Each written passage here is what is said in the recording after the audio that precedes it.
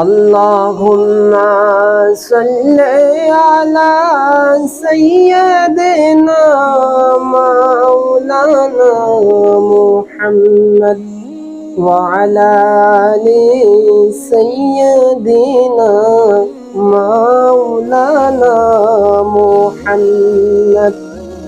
হুদায়বিয়ার সময় রাসূলুল্লাহ সাল্লাল্লাহু আলাইহি ওয়াসাল্লামের আঙ্গুলের ইশারায় পানি বের হওয়ার মুজিজা হযরত জাবের রাদিয়াল্লাহু তাআলা আনহু হতে বর্ণিত।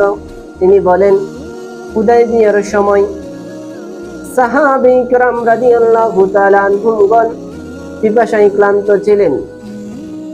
রাসূলুল্লাহ সাল্লাল্লাহু আলাইহি ওয়াসাল্লাম সামান্য পানি ছিল, যা দিয়ে তিনি ওযু করলেন। অতঃপর সাহাবায়ে কেরাম রাদিয়াল্লাহু তাআলা আনহুমগণ আরজ করলেন, হে আল্লাহর বন্ধু ইয়া রাসূলুল্লাহ সাল্লাল্লাহু আলাইহি ওয়াসাল্লাম, যেটুকু সামান্য পানি ছিল আপনি ওযু করার পর অবশিষ্ট কোনো পানি নেই, যা দিয়ে আমরা ওযু করব এবং পান করাবো। রাসূলুল্লাহ সাল্লাল্লাহু আলাইহি ওয়াসাল্লাম এই কথা শোনার সাথে সাথে নিজের হাত মোবারক উক্ত পাত্রের মধ্যে রাখলেন।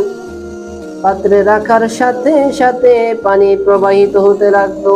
সুবহানাল্লাহ।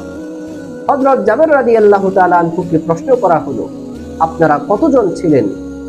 উত্তরে হযরত জাবের রাদিয়াল্লাহু তাআলা আনহু বললেন, যদি 1,00,000 মানুষও থাকতো যথেষ্ট হতো, কিন্তু আমরা 1,500 মানুষ ছিলাম।